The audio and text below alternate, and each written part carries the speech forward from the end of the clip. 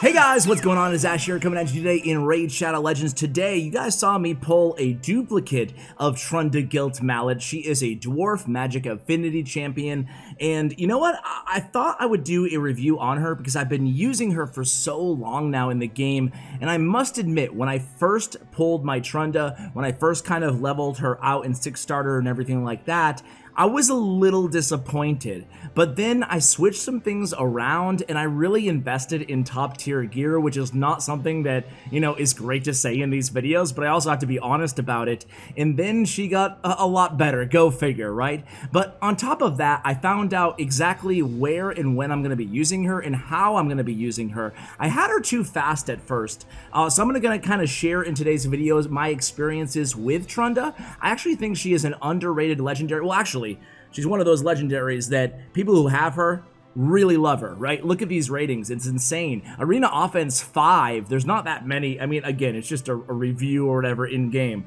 so I'm not trying to read too much into it. The only area you're really not using her is obviously Clan Boss, but she's got a really cool kit and one insane ability and a pretty cool passive too. So in today's video, we'll discuss her. We'll use her in Spiders and in the arena where I currently use her right now on my main teams, and we'll talk about why. So let's go check out her skills first here, guys.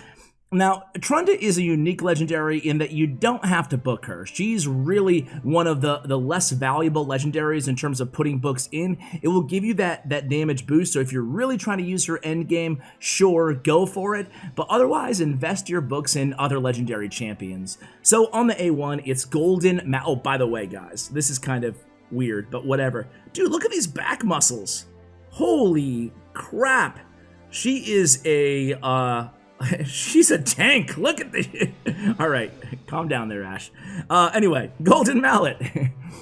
Attacks one enemy 2 times. Has a 50% chance, it can be 60% when booked, of placing a stun debuff for 1 turn after the second hit, so not on both swings. Whatever, right? Cloak of Ages is her A2. It's one of those attack one enemy, then attacks the rest of the enemies, and dealing 60% of the damage inflicted from the first hit. So it's nice, you can kind of target one enemy who you might kill, and then get some extra damage on all of the other champions that you're facing. It hits pretty hard, not quite as hard as her A3 though, and her A3, the Forge Rhythm, is really what it's all about on your Trunda. Trunda is insane because of this one ability. Again, the Cloak of Ages is nice. It's a nice second option, but luckily on the auto attack, it will always go with a Forge Rhythm first, because that's exactly what you want. And here it is, it's an AoE attack. Attacks all enemies, 70% chance of placing a stun for 1 turn, places an HP burn debuff for 2 turns on enemies under stun debuffs, places an extra hit on enemies not under stun debuffs.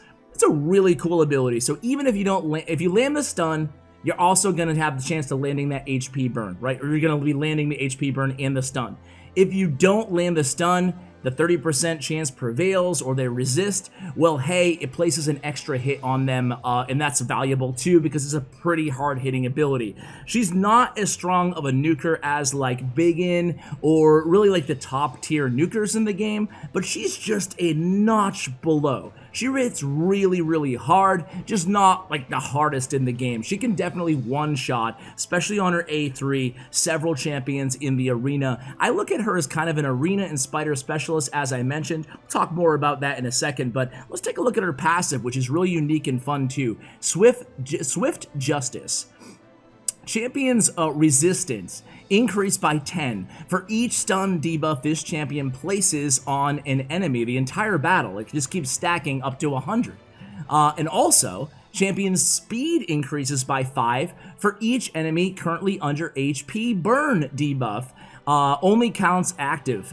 Unlike the stun, it only counts the active HP burns. Active stacks up to 15. So a convoluted way of explaining that, but you guys get the point. You guys can just read it. Sometimes it's easier than listening to yours truly go ahead and ramble on. But there you go, guys. Her aura is too niche to be used, actually. Even if you actually run an all magic team, I'm still not using the all magic increased attack aura on her. It's just kind of a whatever. Masteries on her, right? So I go with Flawless Execution on the attack tree. The extra crit damage is incredibly important. You want her to have the capability to one-shot enemies, and having that extra crit damage is incredibly, again, valuable on her. Now, it's cool. I mean, you're definitely going to be going support and offense on her. But if I wanted to kind of really play devil's advocate or whatever, or make any case to go defense, you could build up her resist. As a dwarf, she already has a higher base resist than your average champion, and then you can go all the way down to fearsome presence and get that extra 5% chance, raising it to 75% chance on the A3 of landing those stuns, which in turn will give you an extra 5% chance of landing those HP burns. But since she's placing an extra hit on targets not hit by the stun and the HP burn, then whatever, right? It's even if you don't place it, it's still a good thing usually, or it's not a bad thing at least. On the support tree, you're going for accuracy, and you're ending with Evil Eye to decrease turn meter, and of course, you're ending with the Master Hexer. Obviously, it's not working Master Hexer on her stuns, but it will extend those HP burns, which can be incredibly valuable, especially on Spider, namely, right? So 30% chance of extending all of those HP burns on the Spiderlings. It's really noteworthy how impressive Master Hexer is actually on your Trunda, despite not working on stun, okay? So let's go ahead and talk about artifacts real quick. So the stats that you're going for, obviously all of her skills are based on attack, so attack percentage, crit rate, crit damage are going to be really important, and then accuracy. You really want to make sure you're landing those stuns / HP burns, so I would guess prioritizing attack percentage, accuracy, or crit rate, attack percentage, accuracy, crit damage, but they're all super important, okay? And because I'm building her kind of as a glass tank, because I mainly use her in arena and she'll stay alive on my Spider team, she never dies, then I'm good with not going defense or anything like that. So I'm going all out attack. I also want to mention I don't have speed built up on her. I don't need speed to be high on my Trunda, and that's the mistake I was alluding to earlier in this video. I'm just going to go through the gears you guys can see as I talk. I had speed boots on her originally, and then I realized she's always going last on my, or second to last depending on your team comp, on my arena comp, and I have an increased speed in Seeker or whoever you use, Apothecary or whatever, whoever you're using to increase speed with her, Juliana, Arbiter, whatever, you know, you're going to be good, right? You don't need to build your attacker with incredibly high speed all the time, depending on your team comp, of course. So I actually have her with attack boots on. You can see the attack chest plate, and then the attack boots. And after I switched out the speed boots for the attack boots, man, then she started one-shotting a bunch more champions, and then I was like, okay, now I'm feeling you, Trunda, you know? So I don't know, just my experience with her. I went HP on the ring. You can go attack if you want to, but I like the 4K HP, to be honest with you, and the attack sub-roll there, 16%, actually 18% make that on the attack on the roll there, so that was solid with the glyph as well. Crit damage definitely on your amulet, and on your banner, you definitely want to go accuracy on your Trunda. So there we go. Let's take a look at her total stats real quick here. So 45k HP, not too bad. It's pretty high for an attack-based champion, given that she's a dwarf. Attack is also high, 1608. She actually scales a little bit better than I was initially thinking. I was surprised. I thought it was in the 1500s. Oh well, 5192 total attack, defense almost 2k, speed, I'm really loving the speed to be around 140 to 160. I don't think you need it to be super fast, just my opinion based on my experience with her. 93% crit rate, I'll take it, 200% crit damage. The last like 3 stats on here I love, the resistance really high to prevent some freezes from Tormin if they're not incredibly leveled up, and the accuracy at 273. I would even love a 300 plus accuracy on her. So there we go, guys. That is my Trunda build. Again, I could rate her, but she's going to basically be 5s across the board. Maybe a Dragon's Lair, she's not like S tier, but she's A tier. She can get by the waves, really helps out a lot with waves, not so much against bosses, obviously, right? She doesn't have like a huge, heavy, hard-hitting ability, but the HP burn does really, really well, obviously, against Spider. So let's go ahead and let's start out on Spider this time. We always start out with Arena on these champion guides. So let's go in Spider's 20. This is my team that I have her in right now. I have 2 legendaries. I have Nethril for the turn meter manipulation on the A3 of Nethril. just a quick overview of my team. 75% turn meter decrease on the Bat Swarm, which is his money ability in Spiders.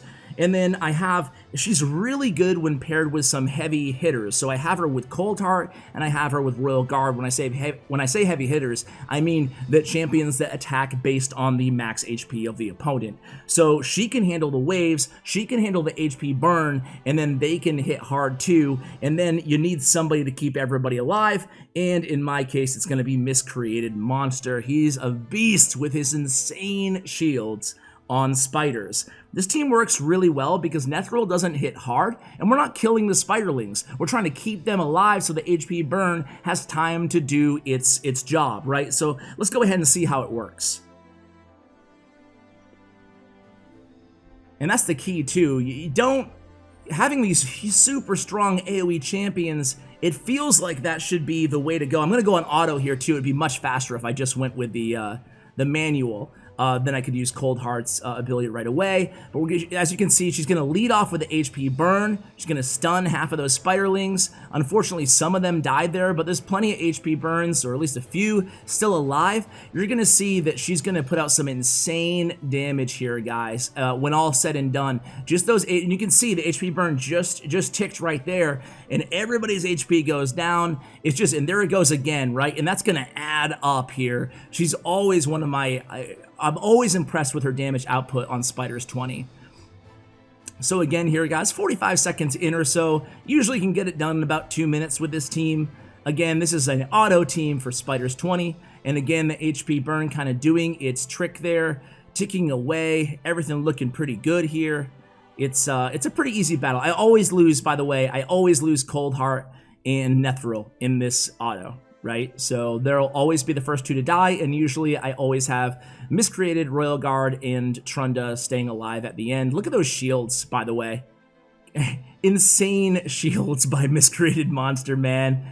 Oh, it's insane, because he has that AoE attack on Miscreated. HP burn landed again there. That's going to help us out, too. The Insane, what it does is, Miscreated's a shield ability.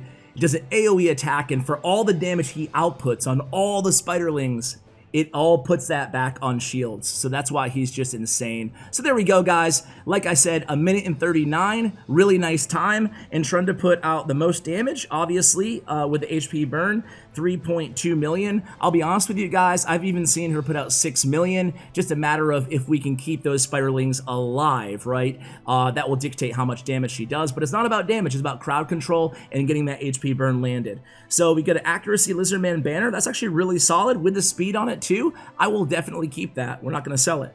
So that is Trunda in Spiders 20.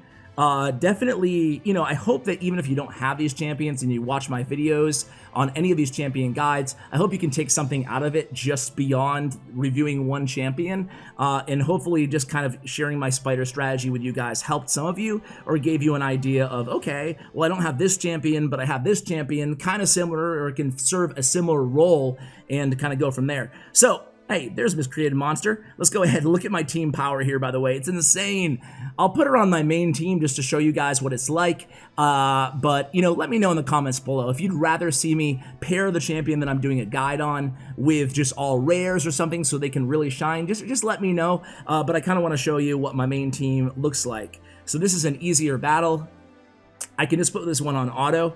Sometimes I can go auto, sometimes I have to go off auto because it depends if I want to land Kaimar's stun or not. But there you go. She lands it on all of them. She lands the stun and the HP burn on everybody. She didn't kill anybody, but now it's like it's a super easy battle, right? Everybody else will just kind of finish the job. That's your A2, 32k. Not bad there on the A2. So you can see how this is a speed farming team. So that's exactly what we're going to do in this video. We're just going to kind of go down the line for a bit. Maybe we'll do like 5 attacks or so and just kind of, we'll try to find, after this one, we'll try to, there we go. We killed Miscreated and then it's fast, right? It's 7 seconds. Let's try to pick a little bit more of a difficult one. This team's a little bit better. We're going to go on auto again with this, I think. Yeah, we can go auto. So again, you're going to see she's going to be up third. So there she comes, and boom, and again, lands all those stuns. I mean, it's just already game over, right? And you can see how effective, even if she's not one-shotting, and there we go. We got a revive on the team there. I missed that. So it's going to be easy. Her second ability kills one, And you can see that it's just, this match was never really in jeopardy, I feel like. And again, let's see. Let's try to find a more difficult team again here. It might not be on this one. That's too easy. Too easy. I guess I got to push up a little bit higher here. I thought I was high enough, but this might be... no, it's too easy. All right. Let's just go down the line. Screw it, guys. Feel free to tune out. It's going to be pretty boring. We're just going to go auto down the line, but you guys will, you know, we'll get to see her in action, right? It's going to be an easy clear here, 10 out of 10 on this, because frankly, the champions are just, that I'm going against on this screen here are not level up enough. So we'll go ahead, and it's funny too, because just about an hour ago when I was playing Arena, the last one, I had a couple teams that I could not beat, so... or with this team, I had to switch teams because sometimes, especially if I'm going against like Mountain King or Tormin, I switch this team around. I don't always run these four, obviously. As you progress in the game, you kind of switch things around depending on affinities, depending on the champions you're going against. But sometimes I'll have to go with a different strategy where essentially I drop Trunda and Biggin, and I put in Mountain King and Truaxa. Is that how I say her name? Yeah, I think so. And instead, I'll have like the heavy hitters in there, but they're one-shotters, so I can keep everybody sleeping. Because sometimes it's just too challenging to AoE down really high defense or shielded champions. But as you can see here, it's super easy. You know, with Trunda too, it's just Trunda and Biggin as a 1-2 combo. It's if Tormin wasn't in the meta, this team could be the very top of Platinum. But unfortunately, he is, so it's not. But yeah, I can definitely, with this team, I can get to pretty high Platinum. I can't get like top 100 or anything, but I can get pretty high. And I mentioned this in a couple of videos, but I would love to just do some, you know, Platinum Arena videos if you guys are at all interested. I've seen a couple other YouTubers do that, and it's some of my favorite content to watch. Even if I don't have any of the champions they're running, I'm always like just really intrigued at these. That's where I feel like the strategy really comes into play in the game. It doesn't have to be top arena either. It doesn't have to be platinum. I'm talking about when you reach that threshold that it's not an easy auto attack every single battle like it is right now. That's where strategy actually comes into play, where you're like, okay, who should I run here? What abilities should I start with? Should I change things up? Stuff like that. So here we go, guys. Like I said, swept the arena. Hopefully you get a good idea of where she excels in the game. Again, she's okay against waves everywhere else in the other dungeons, but really Spider and Arena is the story of Trunda Giltmallet. So guys, I hope you enjoyed this guide. If you're enjoying these guides and the content here on the channel, I'd appreciate if you guys toss me a subscribe and turn on that bell notifications. We'll be coming at you with more news like I did yesterday as well. Free Legendary coming into the game. Who knows when though. So guys, thank you so much for watching, and as always, take care, guys.